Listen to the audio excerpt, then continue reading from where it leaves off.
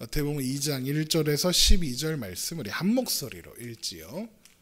헤롯 왕 때에 예수께서 유대 베들레헴에서 나심에 동방으로부터 박사들이 예루살렘에 이르러 말하되 유대인의 왕으로 나신 이가 어디 계시냐?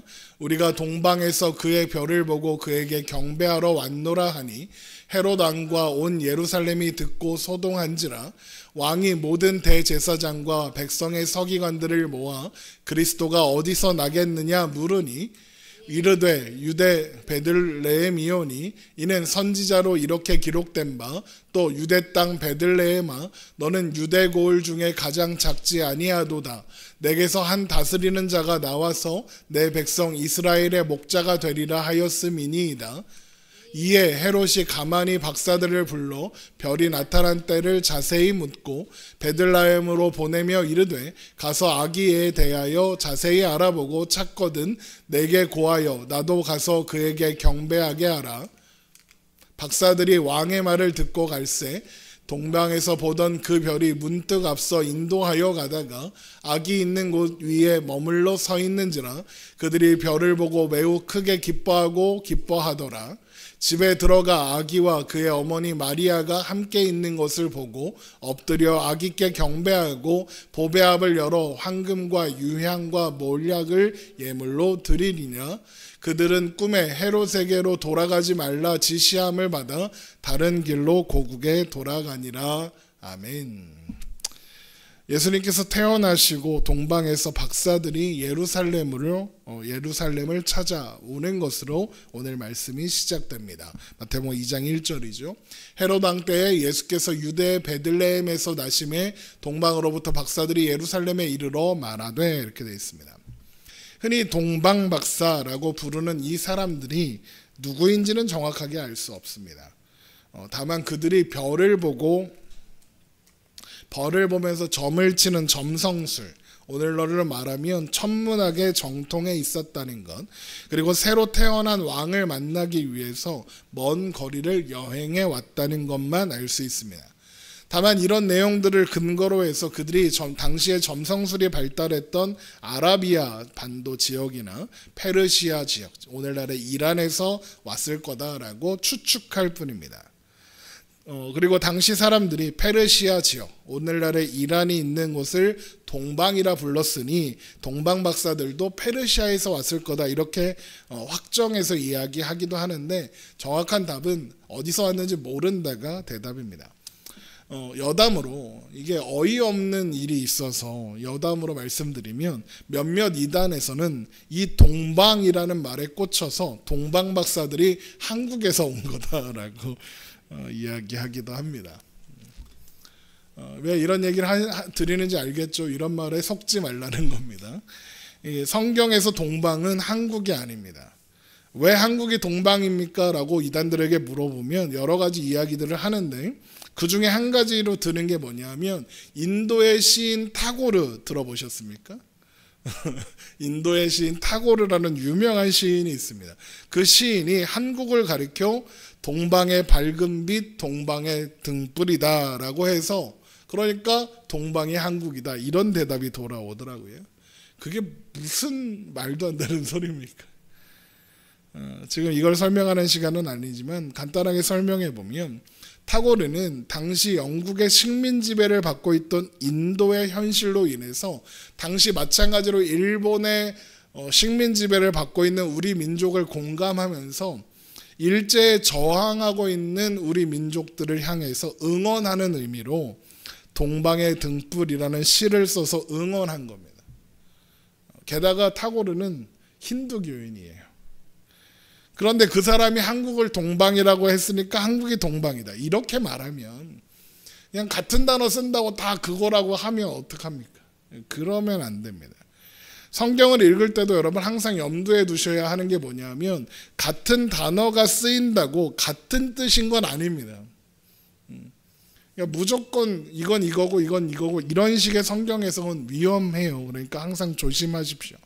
그래서 이단 창시자가 되려면, 이단 교주가 되려면 무식한데 똑똑해야 하는 것 같아요. 지식이 없는데 똑똑해. 그러니까 무식하니까 이상한 신념을 가지게 되고 그런 확신을 가진 채 똑똑한 머리로 말을 또 겁나게 잘해. 그러니까 이게 확신이 있는 사람이, 확신을 가지고, 그게 사실인가 뭔가 떠나서 확신을 가진 사람이, 신념을 가지고 무식한 사람이 막 얘기를 하면 그럴듯하거든요. 그래갖고 사기를 당하는 거예요. 여러분, 그럴듯한 말에 속으시면 안 됩니다. 잘 생각하고 잘 분별하고 해야 합니다. 이 얘기를 왜 했냐? 동방박사를 설명하려고 하다가 여기까지 왔습니다. 어쨌든 그렇게 예루살렘에 도착한 동방박사들은 우리가 동방에서 별을 보고 유대인의 왕으로 나신 이에게 경배하러 왔습니다 라고 하면서 유대인의 왕으로 나신 이가 어디 있느냐고 물었습니다. 마태복음 2장 2절입니다. 유대인의 왕으로 나신 이가 어디 계시냐? 우리가 동방에서 그의 별을 보고 그에게 경배하러 왔노라 하니. 그러자 어떤 일이 일어나느냐? 헤롯 왕과 온 예루살렘이 듣고 소동하게 됩니다. 마태복음 2장 3절, 헤롯 왕과 온 예루살렘이 듣고 소동한지라. 여기에서 헤롯은 헤롯 대왕이라고 불리는 사람으로 그는 로마에 의해서 유대의 왕으로 임명되었습니다. 그는 왕이 되기까지 자기 친족들도 기꺼이 죽였고 또 그 왕권을 지키기 위해서 무엇이든 하는 사람이었습니다. 그래서 그는 그의 아내였던 미리암네와 그녀에게서 낳은 두 아들조차 죽였습니다. 왕권을 지키기 위해서요. 유대인들은 헤롯이 가지고 있는 힘과 그 잔인함 때문에 대놓고 말하지는 못했지만 그런 헤롯을 증오했다고 합니다. 게다가 그는 에서의 후손 에돔 사람이었거든요. 헤롯도 유대인들의 자신을 증오한다는 걸 모르지 않았습니다. 그래서 유대인들에게 잘 보여야 했어요. 왜냐하면 로마의 임명을 받은 왕인데 만약에 그 지역에서 반란이 일어나거나 또 밀란이 일어나면 그 책임을 누구한테 묻겠습니까? 헤롯한테 물을 거란 말이죠. 그러니까 유대인들을 잘 통치하려면 사이좋게 지내야 했어요. 그래서 헤롯이 한 일이 뭐냐? 초라하게 재건되어서 다 부서져가고 있던 예루살렘 성전을 과거 솔로몬이 지었던 성전의 수준으로 증축했던 겁니다. 그리고 백성들의 지도자인 대제사장과 바리새인들에게 특혜를 주어서 백성들의 불만을 억누르게 했습니다. 그래서 어느 정도 헤롯 시대의 유대는 안정은 되어 있었던 겁니다. 종교 지도자들을 이렇게 잘 해갖고 이를 얘기하니까 어느 나라를 보는 것 같은데 그렇게 합니다. 그래서 안정되어 있었습니다. 그래서 동방에서 온 점성술사들이 큰 별을 보고 유대인의 왕이 태어났다는 걸 알고 예루살렘으로 와서 그 왕을 찾으니까 동요하는 겁니다. 왜요? 만일 태어났다는 그 아기가 합법적인 왕위 계승자라면 헤롯은 그 아기에게 왕위를 위협당할 수 있는 상황이다. 이렇게 판단될 수 있으니까요. 그러니까 헤롯이 불안해하는 겁니다. 또한 그래서 헤롯만이 아니라 온 예루살렘이 소동하는 겁니다. 그럴 수밖에요. 유대인들은 오랫동안 메시아를 기다려왔습니다. 그래서 그런데 동방박사들이 뭐라고 하면서 유대인의 왕을 찾았습니까? 우리가 동방에서 그의 별을 보고 왔다 그랬습니다. 이 말을 들은 유대인들은 바로 떠오르는 말씀이 하나 있었을 겁니다. 그게 뭐냐? 민수기 24장이었을 겁니다. 민수기 4장 16절입니다. 하나님의 말씀을 듣는 자가 말하며 지극히 높은 자의 지식을 아는 자, 전능자의 환상을 보는 자, 엎드려서 눈을 뜬 자가 말하기를 내가 그를 보아도 이때의 일이 아니며 내가 그를 바라보아도 가까운 일이 아니로다. 한 별이 야곱에게서 나오며 한 규가 이스라엘에게서 일어나서 모압을 이쪽에서 저쪽까지 쳐서 무찌르고 또 셋의 자식들을 다 멸하리로다. 그의 원수 에돔은 그들의 유산이 되며 그의 원수 세일도 그들의 유산이 되고 그와 동시에 이스라엘은 용감히 행동하리로다.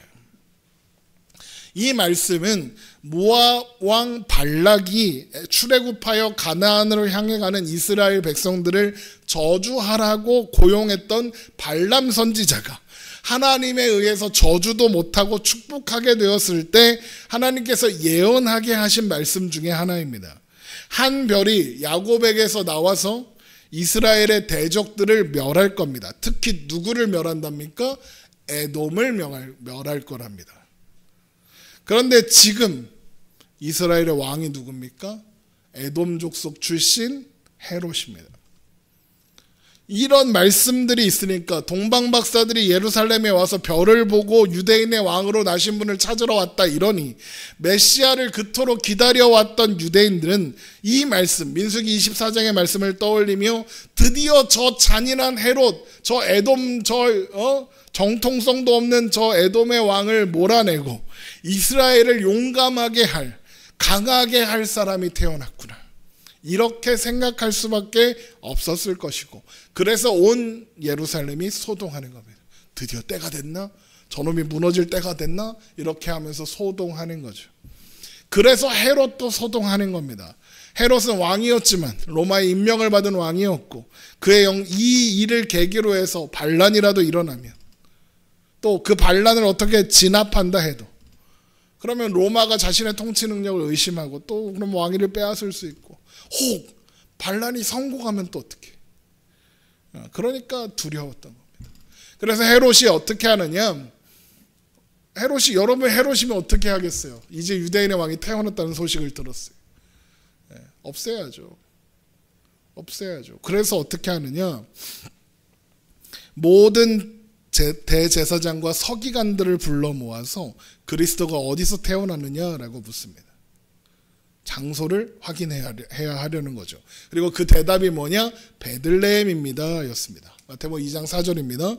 왕이 모든 대제사장과 백성의 서기관들을 모아 그리스도가 어디서 나겠느냐 물으니 이르되 유대 베들레헴이오니 이는 선지자로 이렇게 기록된 바 또 유대 땅 베들레헴아 너는 유대 고을 중에서 가장 작지 아니하도다 내게서 한 다스리는 자가 나와서 내 백성 이스라엘의 목자가 되리라 하였음이니이다. 이렇게 되어 있습니다. 유대의 종교 지도자들이 베들레헴이다 라고 대답을 내린 것은 미가서 5장 2절에 있는 말씀에 근거한 겁니다. 미가서 5장 2절 한번 읽어볼게요.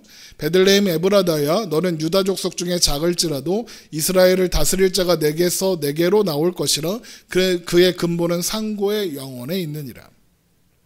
이 말씀을 근거로 해서 베들레헴이라는 지명이 나오게 된 거고, 또 그가 내 백성 이스라엘의 목자가 되리라 라고 하는 말씀은 이어지는 말씀에 미가서 5장 3절 그러므로 여인이 해산하기까지 그들을 붙여두시겠고 그 후에는 그의 형제 가운데서 남은 자가 이스라엘 자손에게로 돌아오리니 그가 여호와의 능력과 그의 하나님 여호와의 이름의 위엄을 의지하고 서서 목축하니 그들이 거주할 것이라 이제 그가 창대하여 땅끝까지 미치리라 라고 해서 이 말씀 목축하리라 목자가 되리라 이 말씀에서 나온 겁니다.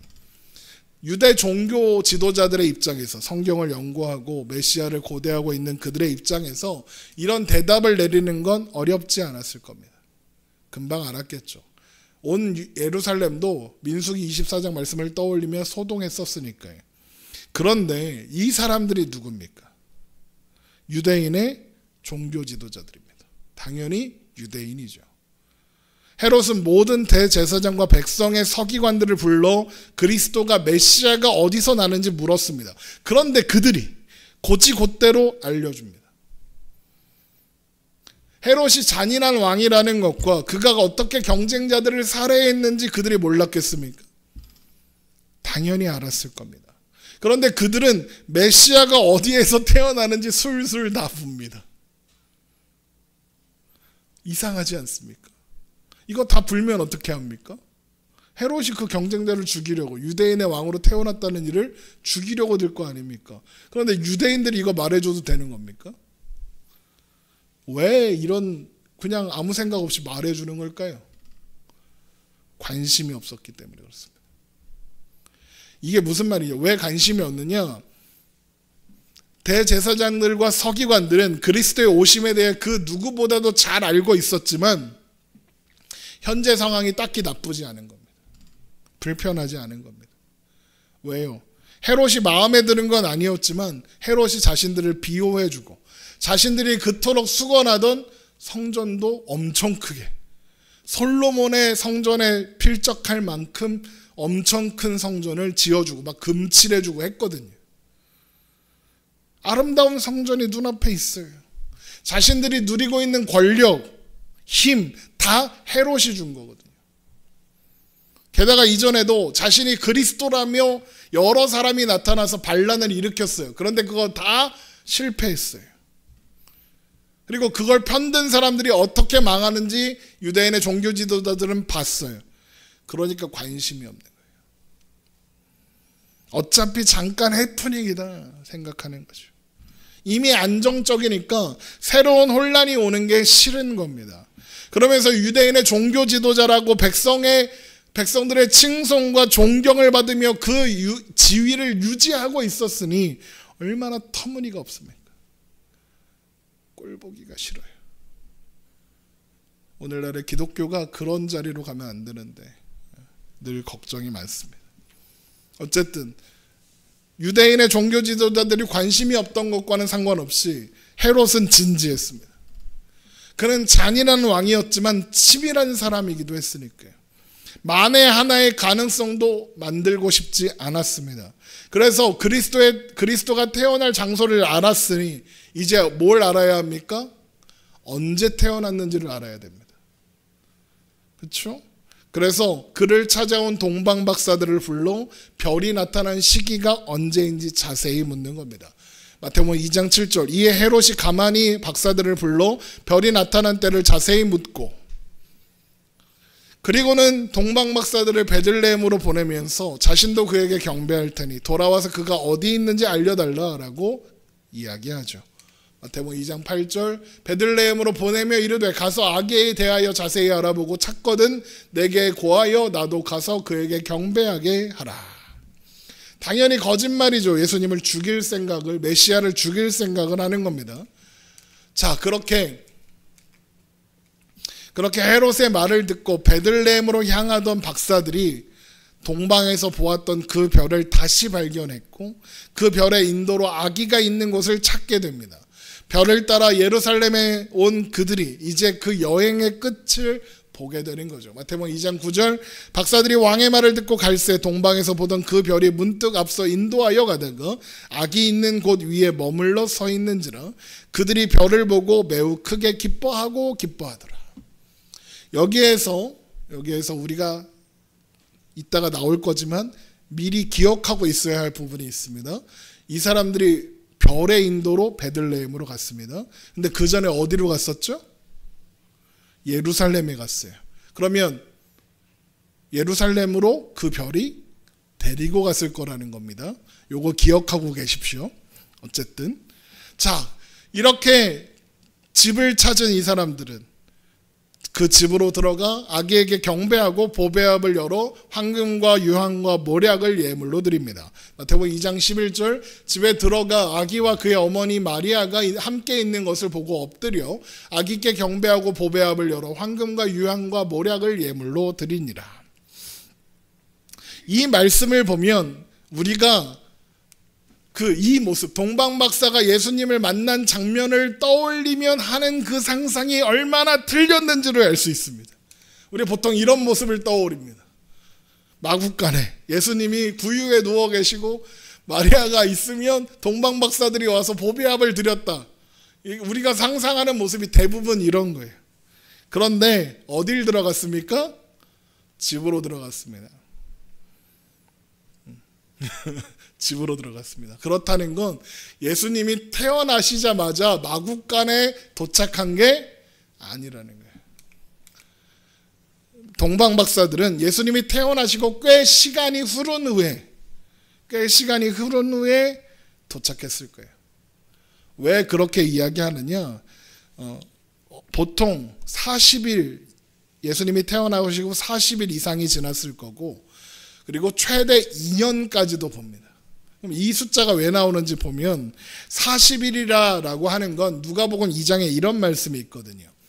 누가복음 2장 23절 이는 주의 율법에 쓴 바 첫 해에 처음 난 남자마다 주의 거룩한 자라 하리라 한 대로 아기를 죽게 드리고 또 주의 율법대로 말씀하신 대로 율법에 말씀하신 대로 산비둘기 한 쌍이나 혹은 어린 집비둘기 둘로 제사하려 함이더라. 유대인들은 아기가 태어나면 40일 후에 하나님 앞에 제사를 드렸습니다. 그런데 만일 이때 요셉과 마리아에게 동방박사가 드렸던 예물이 있었다면, 이거 되게 비싼 거예요. 그거 하나로 오늘 그거 하나로 몇 년 먹고 살 수 있는 돈이에요. 그런데 그런 예물이 있었다면 지금 사용하는 예물이 가장 싼 산비둘기 한 쌍이나 어린 집비둘기로 안 했을 거라는 거죠. 더 좋은 소, 양 이런 걸로 했을 거라는 거예요. 그러니까 지금 적어도 40일 전에는 동방박사들을 안 만난 거예요. 그러면 또 2년, 왜 최대 2년이냐? 헤롯이 동방박사들이 별이 나타났다고 했던 때로부터 계산을 해가지고 베들레헴과 그 모든 지경에 있는 사내 아이들을 다 죽이는데, 사내 아이를 박사들에게 자세히 알아본 그때를 기준하여 2살부터 그 아래로 죽이니 이렇게 돼 있어요. 그러니까 아마도 헤롯은 동방박사들에게 별이 나타난 시기를 물었던 것 같아요. 그리고 그 대답이 2년 전입니다 라고 대답을 들은 거예요. 그러니까 2살부터 그 아래의 아이들을 죽이는 거예요. 그러니까 아무튼 그래서 동방박사들이 도착한 시기는 예수님이 탄생한 지 최소 40일 이후 최대 2년 이내였을 거다라고 추측하는 겁니다. 아무튼 동방박사들은 그렇게 고대하던 왕을 만났고 그에게 예물을 드렸으며, 그 예물이 아마도 요셉과 마리아가 애굽으로 피난했다 돌아오는 과정에서 요긴하게 사용됐을 거예요. 애굽으로 피난 가잖아요, 예수님이. 거기서 애굽에 뭐가 있어요? 아무것도 없는데 뭐 먹고 살았겠어요? 이거 갖고 먹고 사는 거예요. 그리고 돌아오는 거죠. 또 한 가지 더 잘못된 상식, 예물이 3가지잖아요. 그래서 동방박사 3사람이 그러잖아요. 3사람 아니에요. 3사람 아니에요. 몇 명이라고 성경에 써 있는 데가 없어요. 3명 아니에요. 3명 이상일 수도 있고 2명일 수도 있어요. 어쨌든 그러니까 우리가 흔히 알고 있는 것들 중에 이런 식으로 잘못 알고 있는 게 꽤 많아요. 그러니까 누가 해주는 말을 그냥 목사님이 하시는 말이니까 다 맞는 말이겠지, 그러지 말고 스스로 생각하고 말씀을 살피고 그래야 하는 거예요. 아셨죠? 자, 오늘 말씀에는 이제 본론이에요. 오늘 말씀에는 예수님의 탄생과 거기에 얽혀있는 구약에 나타난 예언 한 가지가 성취되었다라는 말씀이 나오고 있어요. 마태복음 2장 6절, 또 유대 땅 베들레헴아 너는 유대골 중에 가장 작지 아니하도다. 내게서 한 다스리는 자가 나와서 내 백성 이스라엘의 목자가 되리라 하였음이니라 라고 되어 있죠. 단순히 이것은 마태복음 1장에서 우리가 보았던 그 족보와 마찬가지로 예수님의 출생지가 베들레헴이었다, 정확히 맞다, 이런 이야기를 하려는 게 아닙니다. 마태복음을 기록한 마태는 유대인들을 마태복음의 주요한 독자로 보았어요. 그래서 마태는 유대인들에게 그리스도가 누구신지, 왜 그분이 메시아이신지를 증명하기 위해서 심혈을 기울이고 있어요. 그래서 마태복음에서 예수님의 일대기를 본격적으로 기록하기 시작하는 게 4장부터예요. 그 전에는 다 예수님이 누구신가, 왜 예수님이 그리스도이신가를 설명하는데 모든 초점을 맞추고 있어요. 그리고 이 예언들은 억지로 짜맞추어 연결한 게 아니라 예수님이 누구신가에 대해서 그걸 가장 극대화해서 우리에게 설명하려고 가장 적당한 구약의 내용들과 연결시키고 있어요. 그러니까 예수님이 누구신가에 대한 전체적인 설명을 하기 위해서 마태는 구약의 예언의 의미를 우리에게 제대로 전달하고 싶어 하는 거죠. 그래서 미가서 5장 2절을 인용해서 베들레헴에서 이스라엘의 목자가 나신다는 예언이 있다라는 걸 보여주는 거예요. 미가서 5장 2절 다시 보죠. 베들레헴 에브라다야 너는 유다 족속 중에 작을지라도 이스라엘을 다스릴 자가 내게서 내게로 나올 것이라. 그의 근본은 상고의 영혼에 있느니라. 그런데 이 말씀 다음에 있는 내용을 읽어보면 베들레헴에서 나올 이스라엘을 다스릴 자가 하게 될 일이 무엇인가를 이렇게 설명하는 걸 볼 수 있어요. 미가서 5장 3절. 그러므로 여인이 해산하기까지 그들을 붙여두시겠고 그 후에는 그의 형제 가운데 남은 자가 이스라엘 자손에게로 돌아오리니 그가 여호와의 능력과 그의 하나님 여호와의 이름의 위엄을 의지하고 서서 목축하니 그들이 거주할 것이라. 이제 그가 창대하여 땅끝까지 미치리라 그랬어요. 그가 와서 여호와의 능력과 여호와의 이름의 위엄을 의지하고 뭘 한대요? 목축한대요. 남은 자가 돌아오게 해서 돌아온 그들을 목축한대요. 돌보고 보호한다, 이런 의미예요. 또 앞에 그 미가서 4장에 있는 말씀도 봅니다. 미가서 4장 6절. 여호와께서 말씀하시되 그날에는 내가 저는 자를 모으며 쫓겨난 자와 내가 환난받게 한 자를 모아 발을 저는 자는 남은 백성이 되게 하며 멀리 쫓겨났던 자들이 강한 나라가 되게 하고 나 여호와가 시온산에서 이제부터 영원까지 그들을 다스리라 하셨나니 너 양떼의 망대여 딸 시온의 산이여 이전 권능 곧 딸 예루살렘의 나라가 내게로 돌아오리라 그래요. 이 말씀을 잘 보세요. 하나님께서 어떤 사람들을 모으신답니까? 저는 자, 쫓겨난 자, 내가 환난받게 한 자들을 모으신답니다. 뭐라고요? 내가 환난받게 한 자, 내가 쫓아낸 사람. 그들이 어떤 사람들입니까? 멀리 쫓겨났던 사람들. 하나님께서 환난받게 하시고 하나님이 쫓아내셨던 그 사람들이 누구를 가리키는 걸까요? 이스라엘 백성들이죠. 그들이 왜 쫓겨났고 왜 환난을 당했을까요? 그들이 하나님을 외면하고 범죄했기 때문입니다. 우리가 11월까지 살펴봤던 열왕기의 말씀을 보면 다 그 얘기잖아요. 하나님은 열왕기 역사 내내 이스라엘 향한 심판을 선포하시죠. 그래서 미가서에도 같은 시기를 공유하고 있기 때문에 이런 말씀이 있는 거예요. 그런데 하나님께서는 이스라엘을 심판하겠다 예언하시지만 동시에 무슨 약속도 하세요? 남은 자가 돌아오리라 라는 약속도 하시는 거예요. 하나님께서 이스라엘 백성들의 잘못을 징계하십니다. 심지어 바벨론에 팔아버렸어요. 그러나 하나님께서 뭘 약속하신다고요? 남은 자가 돌아오리라 그러세요. 이게 무슨 말씀이냐? 하나님께서 심판하시는 이유, 이건 이스라엘을 심판하여 없애기 위해서가 아니라 하나님께서 그의 백성을 남은 자로 만들기 위해서, 정화해서 깨끗하게 하시기 위해서. 그래서 하나님이 남은 자를 돌아오게 하겠다라고 말씀하시는 거예요. 여기에서 남은 자는 살아남은 자가 아니에요. 여기에서 남은 자는 추수 몇 단을 털어서 알곡만 모으는 것처럼 정화시키고, 그래서 정화시킨 하나님의 백성들만, 깨끗게 한 하나님의 백성들만 다시 모으겠다는 의미예요. 그리고 나서 하나님이 뭘 하시느냐? 하나님을 반대하는 세상과 악한 세력을 심판하실 거예요. 미가서 5장 5절. 이 사람은 평강이 될 것이라.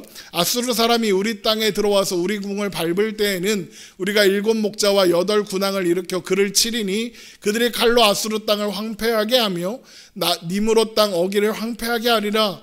아수르 사람이 우리 땅에 들어와서 우리 지경을 밟을 때에는 그가 우리를 그에게서 건져내리라.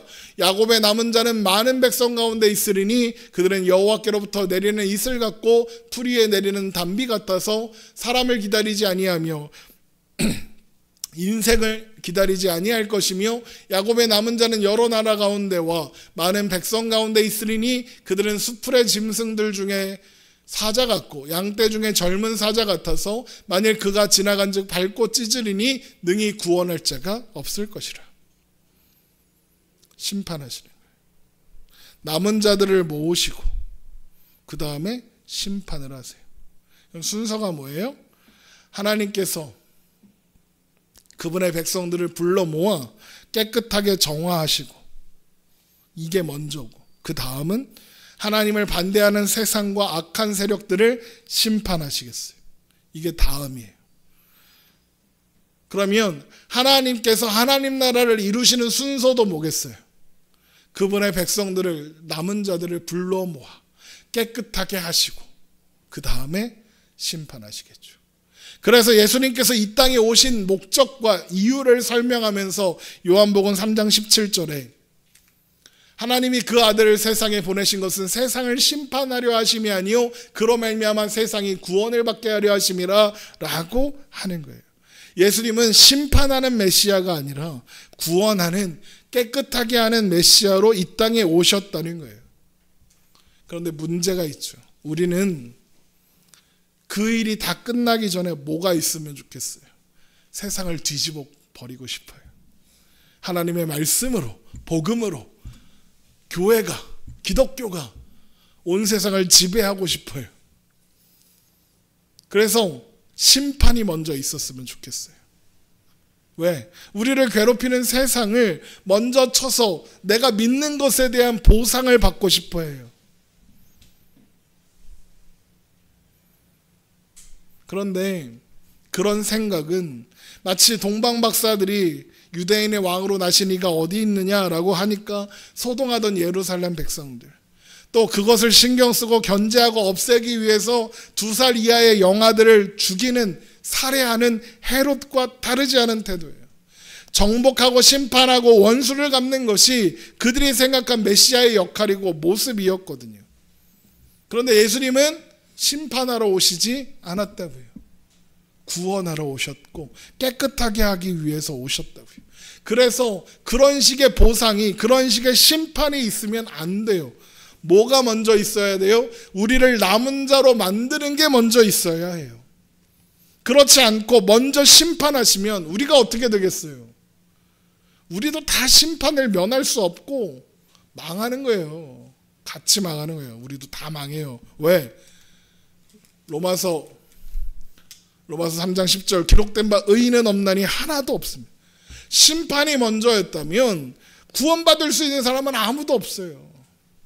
하지만 예수님이 먼저 구원하러 오셨고 심판하러 오지 않으셨어요. 심판은 그 다음이에요. 그렇게 우리에게 허락된 구원 이후의 삶은 우리를 하나님 나라 백성으로 만들어 가시는 과정으로 허락되는 거예요. 그래서 지금 이 시기는, 우리가 살아가는, 예수님 믿고 구원받아 살아가는 시간은 어떤 시간이냐? 정화되고 깨끗하게 되는 시간이에요. 그래서 우리가 구원받아 하나님의 자녀가 되었고 남은 자가 되었지만, 그렇게 하나님께서 우리 편이 되셨지만 우리 인생이 편하지만 않은 거예요. 왜요? 그 시간이 우리를 하나님 나라 백성으로 온전케 만들어가는 시간이니까요. 우리가 정화되고 하나님의 사람으로 완성되어 가는 시간 속에 살아가고 있는 거예요. 그래서 대접을 못 받는 거예요. 대접받으면 정화가 안 돼. 그래서 자꾸 세상이 우리를 무시하고 세상이 우리를 끌어내리려고 하는 거예요. 그리고 그게 다 이루어져야 비로소 하나님께서 그분의 백성들을 영원한 그분의 나라에 입성하게 하실 것이며 이 세상 역사를 끝내시고 악한 세력을 심판하실 거예요. 그게 도대체 언제입니까? 언제까지 이렇게 살아야 됩니까? 언제까지 세상에 시달려야 합니까? 언제까지 이 더러운 꼴을 보고 살게 하실 겁니까? 그렇게 물으신다면 언제인지는 모릅니다 라고 대답할 수밖에 없죠. 몰라요. 어떻게 알아요? 하나님만 아셔요. 안 가르쳐 주셨어요. 하지만 분명한 건 있어요. 뭐냐? 그 끝이 이미 선포되어 있다는 거예요. 그래서 예언의 때가 되어 예수님께서 탄생하시자 별의 인도로 온 동방 박사들이 제일 먼저 어디로 갔다고요? 별의 인도로 갔어요. 베들레헴으로 가면 되잖아요. 예수님 만날 거면. 아까 기억하라고 했죠. 별이 어디로 인도해 간 거예요? 예루살렘으로 인도해 갔어요. 왜요? 유대의 가장 큰 권력자인 헤롯 앞에 서게 하는 거예요. 가서 유대인의 왕으로 나신 이가 어디 있느냐라고 물어보게 하시는 거예요. 왜요? 당시에 가장 최고의 권력자인 헤롯에게, 당시에 하나님을 대항하는 자의 대표인 헤롯에게 하나님께서 직접 그 예언이 성취되었다, 그 약속이 성취되었다는 걸 제일 먼저 알려주시는 거예요. 너 이제 끝났다 이거예요.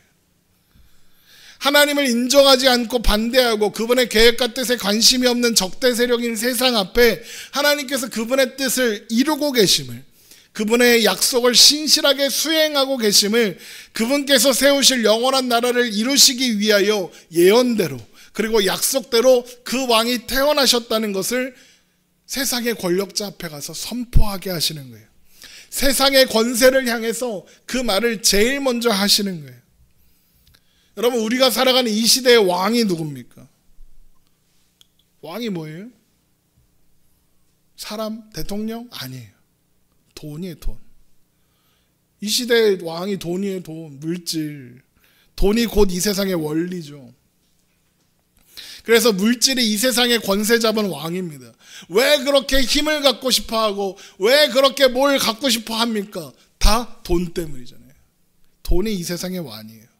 그런데 하나님이 이 세상의 권세 잡은 자 헤롯에게 제일 먼저 선포하신다고요.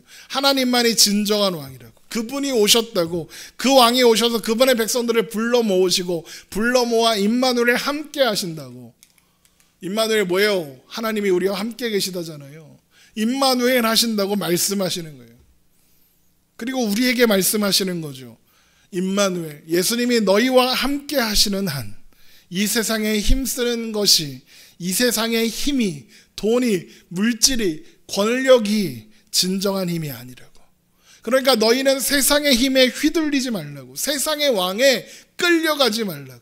우리에게 보내신 메시아 예수님이 우리의 진정한 왕이라고, 그분이 우리와 함께 하신다고 말하는 거예요. 우리가 잠시 삶의 현장에서 고난을 받고 눈물을 흘리고 애통하고 갈등할 수 있죠. 그건 다 우리를 거룩하게 하시려는 과정인 거예요. 영화나 드라마를 보세요. 누가 제일 고생하죠? 주인공이 제일 고생해요. 저 막 가난한 집 아들로 태어나서 재벌 회장의 아들을 이기잖아요. 이태원 클라스 이런 거 보면 그렇잖아요. 걔가 제일 고생 많이 해요. 우리가 고생을 하고 있어요. 왜? 주인공이니까 그런 거예요. 그래서 주인공의 시련이 다 끝나면 주인공은 꼭 성공을 해요. 우리도 마찬가지예요. 그게 완성되면 하나님께서 이 세상의 역사를 심판하시고 종결시키시고 이 모든 나라들을 심판하시고 그분의 백성들을 불러 영원한 나라를 세우시는 일을 실행하실 거예요. 우리는 이 예언이 이미 이루어지고 있고 진행되고 있는 중간에 서 있는 거예요. 마태는 묻고 있는 거예요. 너희는, 마태복음을 읽고 있는 너희들아, 너희들이 어디에 서 있는 줄 아느냐? 너희는 어떤 시대를 살아가고 있는 줄 아느냐? 바로 이 시대, 예수님께서 시작하시고 너희를 온전케 하시는 시간 속에 살고 있다라고 하는 거예요. 여러분, 디데이란 말 들어보셨어요? 우리 디데이란 말 많이 사용하잖아요. 남자친구 사귀고 여자친구 사귀면 디데이 몇 이렇게 하고 D1, D2 이렇게 하잖아요. 그리고 생일 며칠 남았다 그러면 디데이 며칠 남았다 이러잖아요. 이 말이 왜 생겼는지 아십니까? 이 말은 2차 세계대전 때 나치와 싸우고 있던 연합군이 결정적인 반전을 위해 준비한 작전이 있었어요. 그 작전의 이름이 뭐냐? 노르망디 상륙작전이에요. 그래서 그 유명한 라이언 일병 부하기라는 영화가 그 배경을 다루고 있죠. 이 노르망디 상륙작전의 성공과 함께 나치는 급격히 무너졌고 그것으로 연합군의 승리가 확정되었어요. 그리고 이 역사적인 날, 이 작전을 실행하는 날을 디데이라고 했어요. 나치에게 밀리고 있던 연합군이 노르망디 상륙작전이 성공했다는 소식을 들었을 때 어땠겠어요? 디데이다 라는 말을 들었을 때 어땠겠냐고요? 기뻤겠죠. 이제 전쟁의 끝이 얼마 남지 않았다는 걸 직감했겠죠. 1950년 6월 25일 한국전쟁이 시작됐죠. 어떻게 됐습니까? 밀려서 저 낙동강까지 밀려갔잖아요. 국군이 간신히 버티고 있었어요. 연합군하고. 그때 메가더 장군이 인천으로 들어오죠. 그게 유명한 인천 상륙작전 아니죠? 인천 상륙작전이죠. 그걸로 어떻게 됩니까? 전쟁의 양상이 바뀌었잖아요. 우리가 공부했잖아요. 그날이 디데이예요. 낙동강 정선에서 엄청난 고난의 권투를 이어가고 있을 때 디데이, 인천 상륙작전이 성공했다는 소식을 들은 사람들이 어땠겠습니까? 기뻤겠죠. 이제 얼마 남지 않았구나 했겠죠. 여러분, 예수님이 이 땅에 오셨다는 소식도 그런 소식인 거예요. 디데이예요. 인천 상륙작전이 성공했다는 거예요. 예수님이 이 땅에 오셨어요. 그래서 제일 먼저 이 세상의 왕인 헤롯에게 가서 그 소식을 전하시는 거예요. 이 세상은 이제 끝났다. 전쟁은 끝났다. 종식될 거다. 이제 얼마 남지 않았다. 우리가 사는 오늘이 바로 그런 약속 안에 있는 오늘인 거예요. 그날이 다가오고 있어요. 디데이가 지났어요. 이제 완성만 남았어요. 우리는 이 세상이 끝날 것과 우리에게 영원한 하나님 나라가 허락될 것을 알고 있어요. 이 세상이 끝날 거 어떻게 알아요? 뉴스 보세요. 이 세상이 남아있을 수가 없어요. 망할 거예요. 그리고 끝날 거고 결국에는 예수님의 나라가 임할 거예요. 하지만 그때까지 우리는 우리와 함께 하시는 임마누엘 예수 그리스도와 함께 우리에게 허락된 삶의 자리를 마치 디데이를 기다리며 전선을 지켰던 군대들처럼 오늘을 지키며 살아가야 하는 거예요. 거기에는 세상의 왕이 있을 거고 세상의 원리가 우리를 무너뜨리고 우리를 전멸시키려고 끊임없이 공격할 거예요. 하지만 유대인의 왕이 나셨다는 소식을 들었던 헤롯처럼 태어났다는 그 왕을 제거하려는 그 헤롯처럼 우리를 좌절시키고 절멸시키려고 밤낮 없이 공격할 거예요. 하지만 디데이는 정해졌고 승리는 정해졌어요. 우리는 하나님 나라가 완성될 그날을 바라보며 우리에게 허락된 오늘을 임마누엘 하시는 우리와 함께 하시는 예수님과 함께 사는 거예요. 여러분의 삶의 자리를 지키고 살아가는 것이 하나님이 여러분에게 허락하신 가장 귀한 축복이고 은혜이고 사명이에요. 그렇게 우리는 오늘을 살아 하나님께서 기뻐하시는 온전한 사람으로 남은 자로 만들어져 가는 거예요. 여러분, 전선을 포기하시면 안 돼요. 낙동강 정선을 사수해야 인천 상륙작전이 의미가 있는 거예요. 후퇴하지 마세요. 도망치지 마세요. 디데이가 다가오고 있는 겁니다. 하나님이 여러분과 함께 하시고 우리와 함께 하신다는 사실을 기억하며 그날까지 하나님 나라를 바라보며 영원한 승리를 바라보며 살아가는 우리가 되기를 주님의 이름으로 축원합니다. 함께 찬양합시다.